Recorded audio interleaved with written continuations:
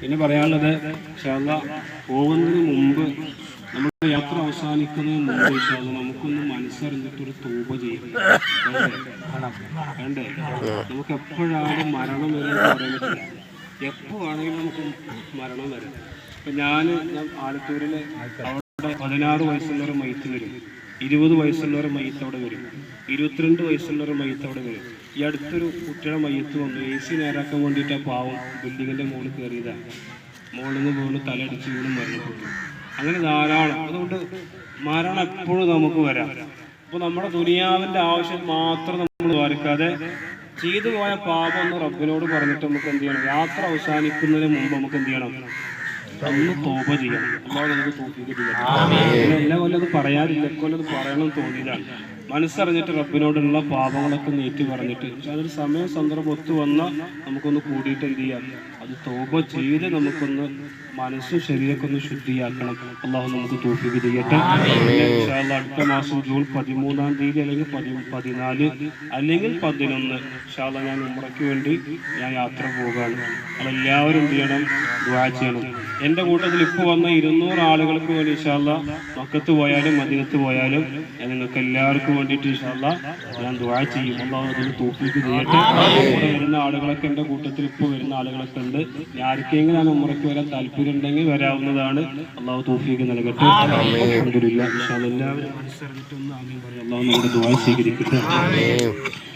الحمد لله الحمد لله الحمد لله رب العالمين.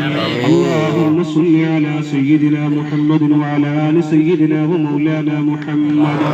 اللهم പടച്ചവനെ കരുണക്കടലായ നാഥാ, കാരുണ്യവാനായ തമ്പുരാനെ, കരുണാനിധിയായ റബ്ബേ, സാധുക്കളാകും മൗലിദുകളും ഖിറാഅത്തുകളും ഞങ്ങളിൽ നിന്ന് നീ സ്വീകരിക്കണേ അല്ലാഹ്. സവാബ് ഹബീബ് റസൂലുള്ളാഹി സ്വല്ലല്ലാഹു അലൈഹി വസല്ലം അവിടുന്ന് അന്ത്യവിശ്രമം കൊള്ളുന്ന പുണ്യമായ മദീനയിലെ ഹുജറത്തു ശരീഫിലേക്ക് നീ എത്തിച്ചു കൊടുക്കണേ അല്ലാഹ്. അല്ലാഹ് അവിടുത്തെ ഭാര്യമാരും മഹത്തുൽ മുഅ്മിനീൻ, അവിടുത്തെ സ്വഹാബത്ത്, അവിടുത്തെ അഹ്ലു ബൈത്തിന്റെ ഹളറത്തിലേക്ക് ഇതിന്റെ സവാബ് നീ എത്തിക്കണേ റഹ്മാനേ. അല്ലാഹുവേ, ഈ അർവാടിയിൽ അന്ത്യവിശ്രമം കൊള്ളുന്ന സുൽത്താൻ ഇബ്രാഹിം ബാദ്ശാഹ് മഹാനുഭാവന്റെ ഹളറത്തിലേക്ക് നീ എത്തിച്ചു കൊടുക്കണേ അല്ലാഹ്. അവിടുത്തെ ഉമ്മ, അവിടുത്തെ ഭാര്യ, അവിടുത്തെ മക്കള്, അവിടുത്തെ കൂടെ വന്ന അനുയായികൾ, അവിടുത്തെ കൂട്ടുകാര് എല്ലാവരുടെ ഹളറത്തിലേക്കും ഇതിന്റെ സവാബ് നീ എത്തിക്കണേ റഹ്മാനേ. ഈ മണ്ണിൽ ഏതെല്ലാം മഹാന്മാര് മഹദികൾ ഷഹീദായി കിടക്കുന്നുണ്ടോ അവരുടെയൊക്കെ ഹളറത്തിലേക്ക് നിങ്ങൾ ഇതിന്റെ സവാബ് നീ എത്തിച്ചു കൊടുക്കണേ അല്ലാഹ്. ആ മഹാന്മാരൊക്കെ പൊരുത്തം നിങ്ങൾക്ക് നീ നൽകണേ റബ്ബേ. നൽകണേ അല്ലാഹ്. നോട്ടം നൽകണേ അല്ലാഹ്. അവരാരാണ്? നിങ്ങൾ ആരാണ്? അവരവിടെ കിടക്കുന്നു, നിങ്ങൾ അവിടെ കിടക്കുന്നു. റഹ്മാനേ, ഇവിടെ വന്നു നിൽക്കാൻ മാത്രം നിങ്ങൾ യോഗ്യരല്ല നാഥാ. നിന്റെ ദീനിന് വേണ്ടി നാടും വീടും കുടുംബമെല്ലാം വിട്ടെറിഞ്ഞുകൊണ്ട് എല്ലാ ത്യാഗങ്ങളും സഹിച്ച് ഈ മണ്ണിൽ വന്നിട്ട് ഇവിടെ വന്നിട്ട് അല്ലാഹുവേ ദീനി പ്രബോധനം ചെയ്ത് ശത്രുക്കളുമായി പോരാടിയിട്ട് ജീവൻ സമർപ്പിച്ചു പോയ ശുഹദാക്കന്മാരാണ് ഇവിടെ കടന്നുറങ്ങുന്നതല്ലാഹ്. അല്ലാഹ് അവരൊക്കെ മുമ്പിൽ വന്നു നിൽക്കാൻ മാത്രം നിങ്ങളെ യോഗ്യരല്ല റഹ്മാനേ. ഒരുപാട് പാപങ്ങൾ നിങ്ങൾ ചെയ്തിട്ടുണ്ട് റബ്ബേ.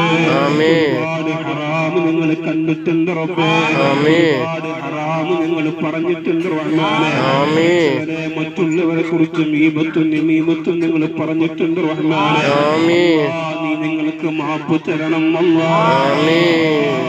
നീ നിങ്ങൾക്ക് അഫ്വ് നൽകണം അല്ലാഹ്. പടച്ചവരെ, നിങ്ങളുടെ ഹൃദയങ്ങൾക്ക് വെളിച്ചം തരണേ റബ്ബേ. ആത്മാവിന്റെ വെളിച്ചം നൽകണേ റബ്ബേ.